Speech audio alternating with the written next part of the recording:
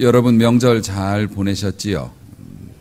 그 보내신 증거가 지금 이 자리에 앉아 계시는 겁니다. 그래서 무사히 잘 다녀오시고 또 마음도 잘 관리하셔서 오늘 은혜의 자리에 나오셨는데요. 모쪼록 오늘 여러분들이 한 분도 빠짐없이 그냥 가지 마시고 빈손으로 가지 마시고 하나님의 축복을 말씀을 통해서 꼭 받아갈 수 있기를 다시 한번 축복합니다. 이번 명절에도 우리 주부들은 많이 힘드셨을 거라고 생각을 합니다. 그래서 명절 준비나 음식 준비로 또 비협조적인 가족들 때문에 또 마음고생하면서 그런 생각을 하게 됐을 겁니다. 처녀 때는 참 좋았는데 그거 엄마가 해주는 거 먹으면 되고 그랬는데 아마 그런 생각을 하셨을 겁니다. 사람이 그런 습관이 좀 있습니다. 심지어는 초등학교 6학년 애들도요. 1학년, 2학년 때가 참 좋았는데 그런다고 합니다. 중학생은 초등학생 때가 좋았다 그러고요. 고등학생은 중학교 다닐 때가 그래도 좋았어. 그 다음에는 어떻게 됩니까? 대학 졸업하고 사회에 나가서 직장 생활을 하다 보면 이런 소리가 나옵니다. 그래도 학생 때가 좋았다. 그리고 나서 열심히 일하다가 은퇴하시면요. 뭐라고 또 얘기합니까? 그래도 한참 열심히 뛰어다니며 일할 때가 좋았네. 이 정도 되면 여러분들 눈치채셔야죠. 여러분의 인생이 줄곧 좋았었다는 거를. 사람은 어떤 시선으로 상황을 보느냐에 따라 천국을 만들기도 하고 지옥을 만들기도 하고 자기가 만든 집에 삽니다. 오늘 말씀의 주제가 될 수도 있는 내용인데요. 여러분의 환경이나 여러분의 마음을 하나님 핑계 대시면 안 됩니다. 우리가 만든 집에서 우리가 살고 있는 거예요. 그렇기 때문에 오늘 말씀을 여러분들이 듣고 건강한 시선을 그리고 건강한 선택을 할 수 있는 분들로 새롭게 변화될 수 있기를 원하고 행복으로 가는 자동차 시동을 거는 귀한 축복이 여러분에게 있었으면 좋겠습니다. 오늘 읽은 성경에도 엄청나게 절박한 사람 나오고 있습니다. 아들이 하나 있는 과부, 그리고 그때는 현대도 아니고 구약시대 때 이스라엘에 이러면은 딱 그냥 설명 끝난 겁니다. 과부 자체도 살기가 고단한데 아들이 하나 있고요. 그리고 게다가 당시의 상황이 극심한 가뭄 때문에 주변 상황도 엉망입니다. 그 상황을 보니 그와 그 아들이 이제 먹을 게 다 떨어져 가지고 하다가 더 이상 방법이 없으니까 오늘 있는 이 밀가루 떡 하나 해먹고 이제는 죽는 길밖에 없다. 그리고 나뭇가지 주스러 나온 상황입니다. 그럼 병들어 죽는 게 아닙니다. 사고로 죽는 것도 아닙니다. 먹으면 살 수 있는데 먹을 게 없어서 남들은 다 먹는데 나만 못 먹어서 죽는 겁니다. 인간으로서 당할 수 있는 더 큰 고통이 어디 있겠습니까? 먹으면 살 수 있는데 먹지 못해서 먹을 게 없어서 죽는다는 겁니다. 그것도 내가 죽는 것보다 내 자식이 고통당하는 게 더 아픈 게 부모인데 이 부인은 정말 인생의 아주 극을 달리고 있습니다. 끝장입니다. 그런데 갑자기 낯선 한 남자가 등장을 하죠. 물론 우리는 엘리야인 줄 알고 있지만 그분은 모르는 사람이니까. 나뭇가지도 2개밖에 안 주셨습니다. 떡이 워낙 작아서. 죽고 있는데 웬 낯선 남자가 나타나서 물 좀 주시오 이렇게 얘기합니다. 저 같으면 그 나뭇가지로 때렸을 것 같습니다. 왜냐하면 당시에는 가물었다고 얘기하잖아요. 물도 흔히 먹을 수 있는 게 아닙니다. 우리처럼 이런 개념이 아니에요. 그 사람들에게 있어서 물은. 심지어는 룻기에 보면은 추수할 때 일꾼들이 물을 먹으면 다른 사람들이 물 한 잔 같이 먹읍시다 못합니다. 자기 집에 가서 먹고 와야 돼요. 그런데 보아스가 룻에게만 특별히 은총을 베풀어서 너희 물 먹을 때 얘도 거기서 같이 먹게 하라. 이게 특별한 은혜였다니까요. 그 정도로 평소 풍년이 들어도 물이 그렇게 귀한데 지금 다 죽어가고 있는 집에 가서 물을 달라고 얘기를 합니다. 게다가 떡을 하나 달라고 얘기합니다. 지금 그 떡 먹고 죽으려고 했는데 아마 저 같으면 멱살을 잡든지 진짜 살다가 내 인생이 이게 뭐냐고 주저앉아 울든지 아마 그랬을 것 같습니다.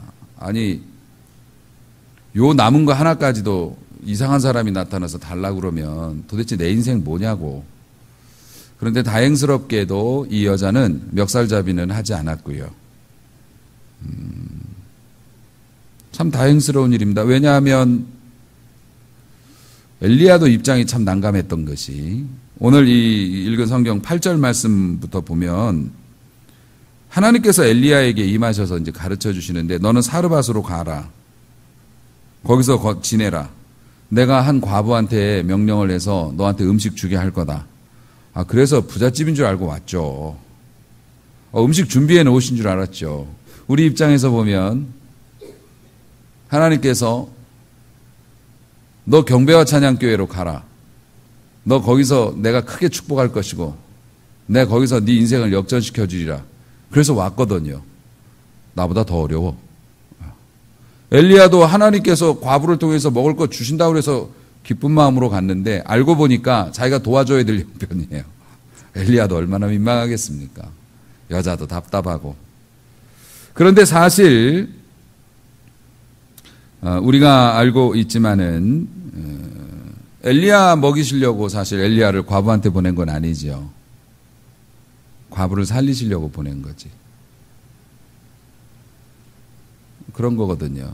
그러니까는 사실 과부 입장에서 갑자기 나타난 엘리야는 우리 인생에서 갑자기 나타난 어려움하고 똑같은 거고 그것도 감정 상하는 어려움이 되는 겁니다. 인생이 꼬여도 이렇게 꼬이냐? 마지막까지 꼬이나? 이렇게 마음을 먹을 그런 요소였던 거죠. 하지만 그것은 변장한 하나님의 축복이었죠.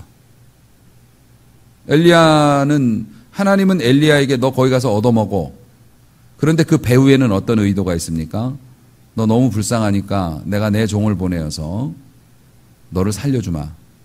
너 억울하게 죽을 수 없잖아. 하나님의 이런 축복이거든요. 다행히 이 사람은 그것을 받을 수 있게 됐는데 사실 우리 같은 경우에는 얼마나 많은 변장한 하나님의 축복을 걷어차는지 몰라요. 막대기로 때리는지 모른다고요. 나 약 올립니까? 왜 나에게 이런 일이 있죠? 왜 엎친 데 덮친 격으로 이런 상황입니까? 내가 어려워서 힘들어 하는데 거기에다가 또 헌신을 하라고요? 딱 요게 그겁니다.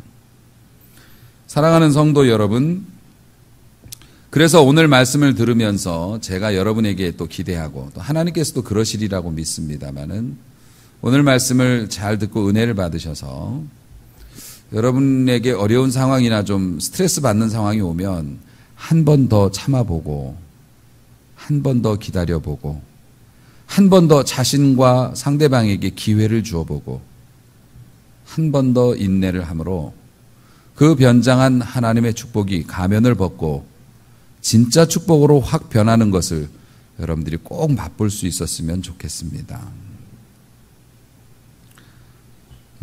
절망적인 상황이 되면 가장 먼저 찾아오는 불청객이 있습니다. 이건 두려움입니다.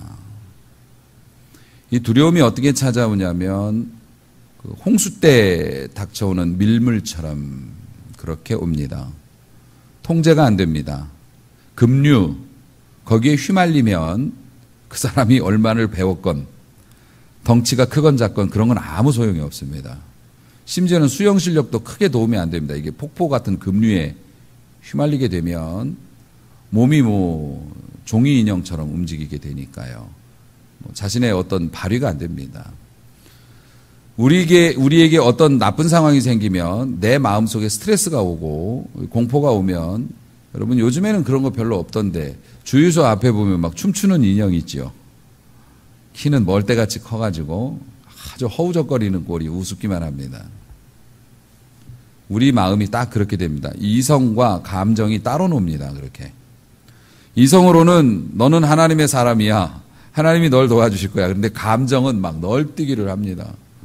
은혜 받았을 때는 좀 멀쩡하게 서 있다가 또 세상 한번 바라보면 푹 주저앉았다가 다시 또 은혜 받고 눈물을 흘렸다가 또 누구 한마디 하면 또 획 하고 자빠졌다가 자기가 보기에도 우습습니다. 내가 왜 이래 도대체. 왜냐하면은 이 두려움이라는 게 찾아오기 때문에 이 두려움이 우리를 휩쓸어 버립니다. 그래서 우리가 종이 인형처럼 막 이렇게 이성과 감정이 따로 놀죠. 그때 엘리야가 아마 이 여자도 그런 복잡한 마음이 들었을 거라고 생각합니다. 여러분 이해가 되시겠죠?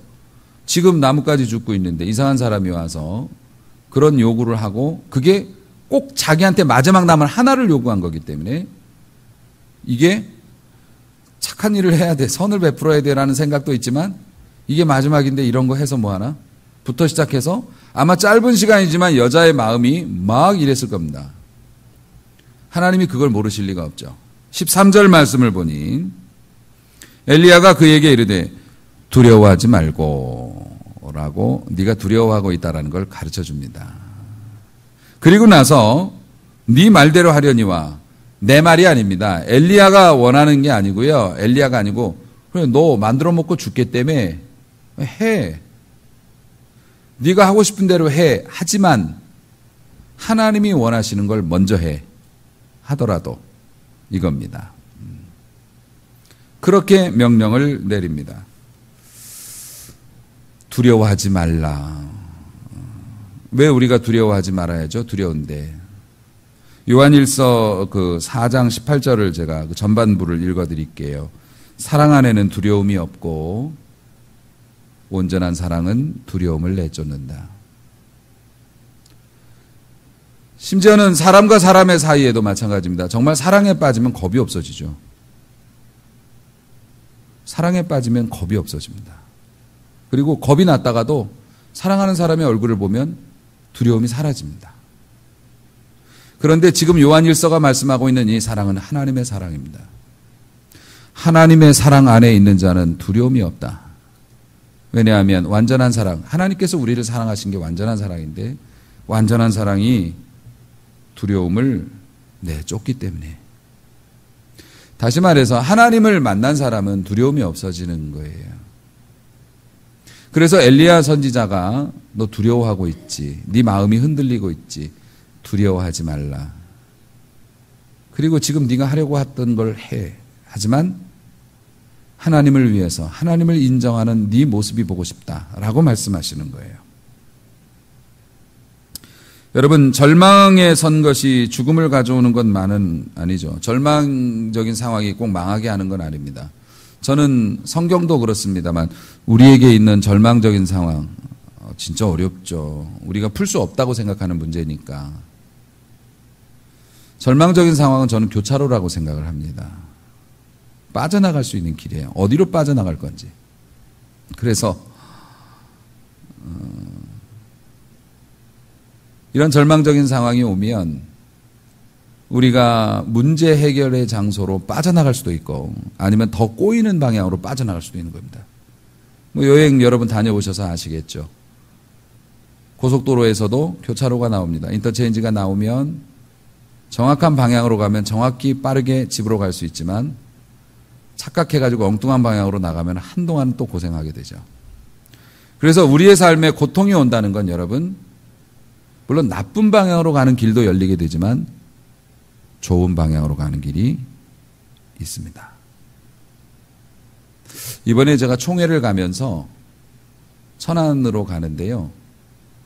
천안 톨게이트로 이렇게 딱 나갔더니 길이 너무 헷갈리게 돼 있어서 제가 길을 잘못 들었습니다. 근데 일반 도로가 아니기 때문에 한번 잘못 들으면은 막 이상하게 가요. 그래서 당황해가지고 어떻게 해가지고서 막 내가 옳다고 생각하는 방향으로 막 갔더니 서울 올라가는 고속도로 입구가 나오더라고요. 그건 어떻게 돌아갈 수가 없잖아요. 고속도로 톨게이트 딱 이제 들어가면 다음 번까지는 올라가야 되니까 시간도 늦었는데 근데 가만히 생각을 해보니까 여러분들도 잘 아시겠지만은 어느 톨게이트든지요, 샛길이 있습니다. 이게 잘못 들어온 사람을 위한 회차로가 존재해요. 그건 되게 좁아요. 회차로가 있습니다. 분명히 있을 거야. 회차로를 타려면 무조건 가해로 붙어야 됩니다. 아니나 달라 가해로 보니까 회차로가 있습니다. 저 같은 사람을 위해서 거기로 빠져나갔더니 어디 이상한 막 남의 집 밭으로 막 나가고 막 이렇게 돼 있긴 하지만 나갈 수 있었습니다. 우리 인생에 위기가 오면 대부분의 경우에는 절망적이고 이거 잃어버렸다, 놓쳤다 이렇게 생각이 되지만 반드시 인생의 회차로가 있습니다. 가해로 붙어야 됩니다. 여러분의 생각을 내려놓고 하나님의 음성 들어야 돼요. 여러분 같은 경우에는. 교회 가까이로 붙어야 됩니다. 반드시 회차로가 있습니다. 이 과부에게도 인생의 위기가 왔고 가난, 그 다음에 사별,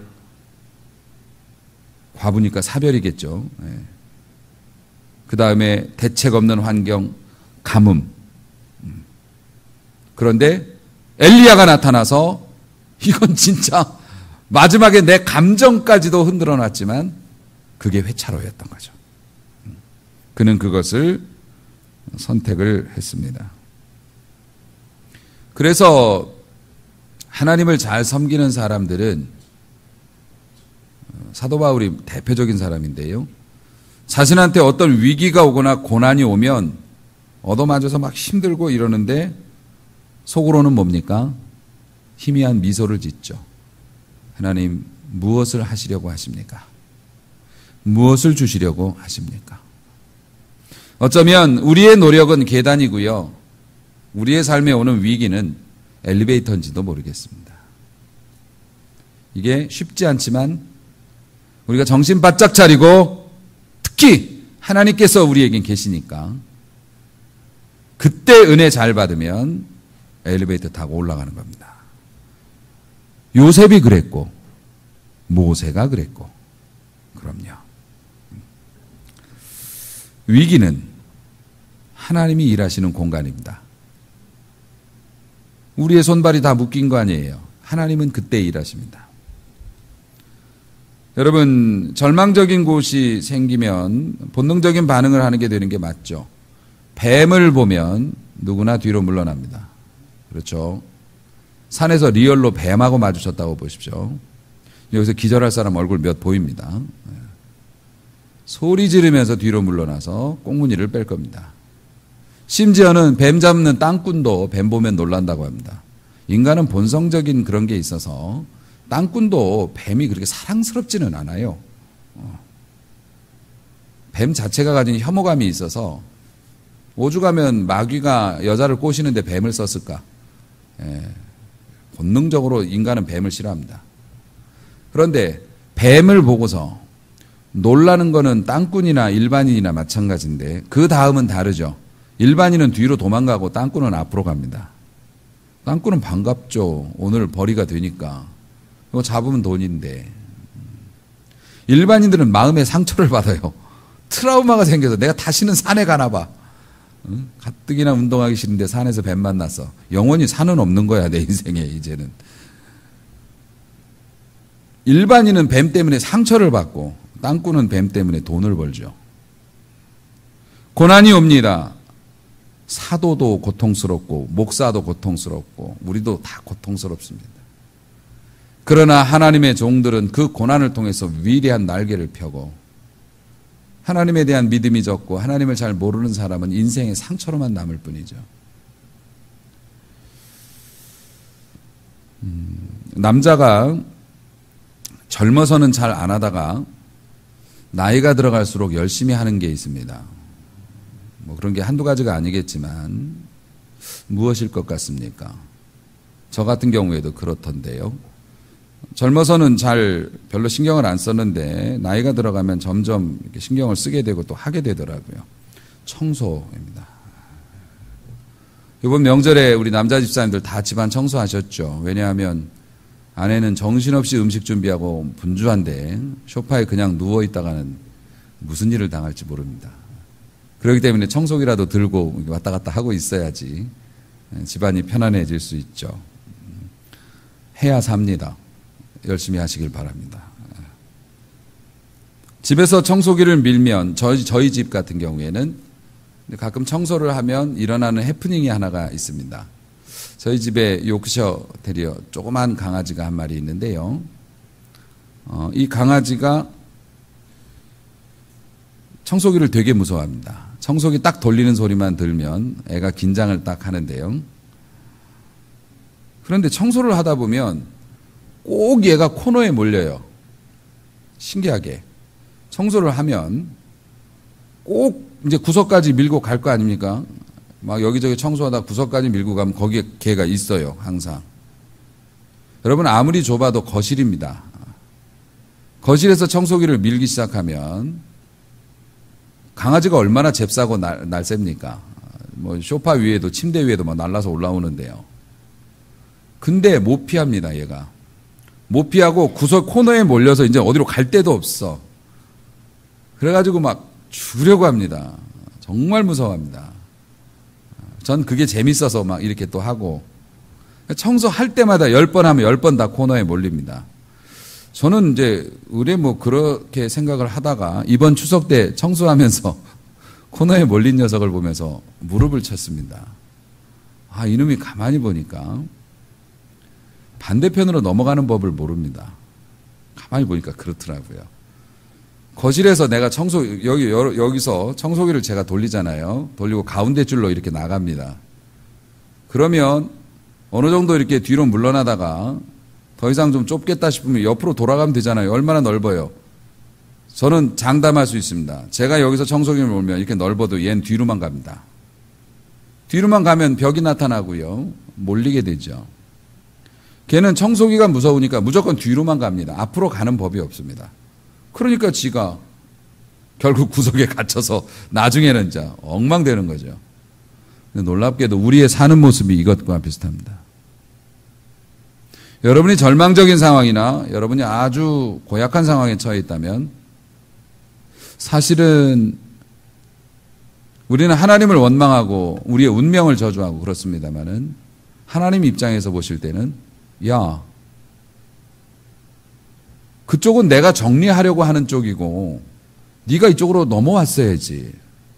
너는 힘들다고 두렵다고 무섭다고 계속 뒤로만 갔잖아. 한 번 앞으로 가본 적이 있나? 언젠가는 용기를 내서 한 번은 앞으로 가야죠. 그러면 어떡합니까? 안전합니다. 깨끗합니다. 정리되어져 있고요. 어쩌면 이 과부는 인생의 어떤 어려움 속에서 그냥 반응하면서 뒤로만 물러나는지도 모릅니다. 결국에는 목숨이 위태로운 지경까지 뒤로 몰렸습니다. 코너에 몰렸습니다. 꼼짝달싹할 수 없습니다. 이제 먹을 것도 없고 인생에 아무런 희망이 없습니다. 그런데 거기에 청소기를 들이댄 거죠. 엘리야가 나타났습니다. 그때 이 과부는 전진을 했던 것 같습니다. 원래 평소대로면요. 당신이 인간이야? 지금 우리가 이렇다고 그러잖아. 내가 말 안 했어? 내가 죽는다고 그러잖아. 그런데 떡을 먼저 달라고? 그거 하나밖에 없다고? 우리가 쓸 수 있는 멘트는 얼마든지 있습니다. 무슨 하나님이 그래? 무슨 하나님이 그래? 도와주신다고 했잖아. 내 인생 여기까지 망가졌는데 마지막 하나 남은 거 달라고 코너에 몰렸습니다. 그런데 이 여자는 뛰어넘었습니다. 전진했습니다. 그런 생각이 들었겠죠. 어차피 이래도 죽고 저래도 죽는 거. 좋은 일이나 하고 죽자. 아마 그랬는지도 모르겠죠. 이 여자가 떡이 생길 거라는 걸 믿은 흔적은 없습니다. 그런데 여러분, 그것도 마음에 힘이 있어야 그런 생각이라도 들지. 집착에서 벗어나지 않으면 절대 그 생각 못합니다. 나중에는 내가 왜 그 선지자를 이단 옆차기로 내쫓았을까? 그때 내가 인심을 썼어도 괜찮았을 텐데. 이럴 수는 있어도 그 당시에 그런 생각이 드는 건 은혜가 아니고는 불가능한 일입니다. 이 여자는 그러면 어떻게 그런 코너에서 계속 물러나다가 어떻게 그거를 거슬러 한번 올라갔을까? 그 한 번의 헌신으로 이 사람은 가뭄이 끝나는 날까지 최소 3년인데 먹을 걱정이 없었습니다. 신기한 방법으로 잘 먹고 잘 살았습니다. 그뿐만입니까? 이 여자 나중에 보면 이 여자의 아들이 갑자기 병이 들어가지고 상태가 위중해지다가 죽어버렸습니다. 이 사람이 하나님의 은혜에 너무 감사하면서 잘 먹고 잘 살다가 자식이 병으로 죽었어요. 이거 굶어 죽은 게 아니라 병으로 죽었어요. 너무 아까워서 엘리야를 원망합니다. 엘리야가 그를 데려다가 다락에다 놓고 기도해서 살려냅니다. 어쩌면 하나님께서는 그 아들의 병까지도 염두에 두셨던 것 같습니다. 불쌍하고 굶어 죽게 생기고 안 굶어 죽으면 병들어 죽게 생겼는데 내가 내 종을 보내어 고쳐주리라 그러셨던 건지도 모르겠습니다. 어쨌든 이 여자는 팔자가 폈습니다. 전세가 역전됐습니다. 그러면 이 여자는 마지막 그 헌신과 순종 한 번 뛰어넘은 것 때문에 이렇게 됐는데 그 뛰어넘을 힘은 어디서 생겼을까? 여러분, 믿음은 어디서 납니까? 믿음은 들음에서 납니다. 들음은 하나님의 말씀으로 말미암는 겁니다. 엘리야가 뭐라고 얘기합니까? 다시 13절 두려워하지 말고 네 말대로 하려니와 먼저 그것으로 나를 위하여 작은 떡 한 개를 만들어 내게로 가져오고 그 후에 너와 내 아들을 위하여 만들라. 14절 이스라엘의 하나님 여호와의 말씀이 하나님의 말씀을 들려줍니다. 나 여호와가 비를 지면에 내리는 날까지 그 동의 가루가 떨어지지 아니하고 병에 기름이 없어지지 아니하리라 하셨느니라. 하나님이 말씀하셨다라고 하면서 이야기해 줍니다. 하나님의 말씀을 들은 겁니다. 여러분, 그래서 그렇게 목사님이 여러분 교회에 빠지지 말라고 얘기하는 겁니다. 무슨 말씀인지 들어야지 내가 떡을 드릴 건지 물을 드릴 건지 지금 내가 어떻게 행동해야 되는 건지를 알 거 아닙니까? 1차선으로 다니면서 회차로 못 만납니다. 가해로 붙으라고 말씀드렸잖아요. 하나님의 말씀을 들어야 믿음이 생기는 겁니다. 여러분이 하나님의 말씀을 듣고 믿음이 생기면 그래 이런 환경까지 어쩌면 내가 선택해서 이걸 만든지도 몰라. 그런데 하나님은 마지막 순간에도 벗어날 길이 있다고 하셨으니까 피할 길을 주신다고 하셨으니까 찾아보자. 하나님의 말씀, 하나님의 감동이 오면 따라가 볼래? 라고 이야기하면 그게 이제 믿음인 거죠. 그러면 성령님이 가르쳐 주신다니까요. 지금이야. 지금 네가 먼저. 지금이야. 용기를 내. 고민되나? 여태까지는 네가 반대로 행동했지만 이번에는 이거 해야 돼. 하나님이 가르쳐 주시거든요. 그게 떡일지 물일지 아니면 마음을 가라앉히는 건지 모르지만 하나님의 말씀 듣는 일을 소중히 하면 들어야지 뛰어넘든지 거슬러 가든지 할 것 아니겠습니까? 이 과부는 하나님의 말씀을 들었고 그 말씀에 믿음이 생겨 자신이 옳다고 생각한 것을 행동할 수 있는 사람이 되었고요. 그 행동이 지옥을 천국으로 바꿨습니다. 다시 한번 여러분에게 권면합니다. 여러분이 절망하는 곳, 여러분이 고통스러워하는 곳은 하나님이 역사하시는 공간입니다. 그리고 그곳은 넓게 열린 나쁜 방향으로 가는 길이 넓게 열렸지만 반드시 역전의 기회도 같이 열려 있음을 믿어야 합니다. 변장해서 다가오는 하나님의 축복의 손길을 뿌리쳐서는 안 됩니다. 도대체 어느 구석까지 몰리고 어느 정도 더 고생을 해야 하나님 앞에서 한번 뛰어들어 보시겠습니까?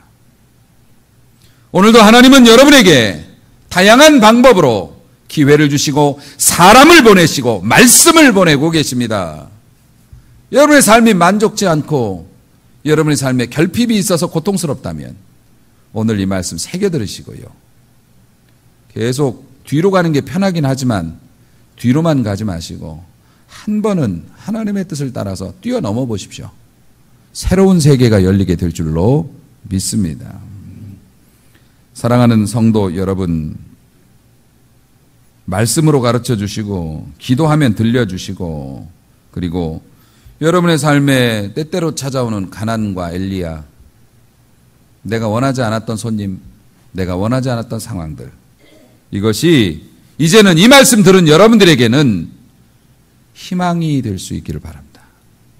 힘들기는 하지만 어쩌면 여기서 내 인생 한번 뒤집어질 수 있어. 어쩌면 여기서 엘리베이터 타고 올라갈 수도 있어.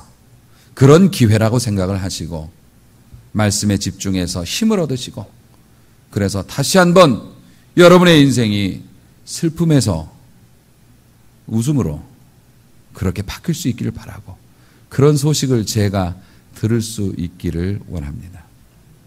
그렇게 순종하여 승리하시는 행복한 하나님의 백성 되시기를 주님의 이름으로 크게 축복합니다.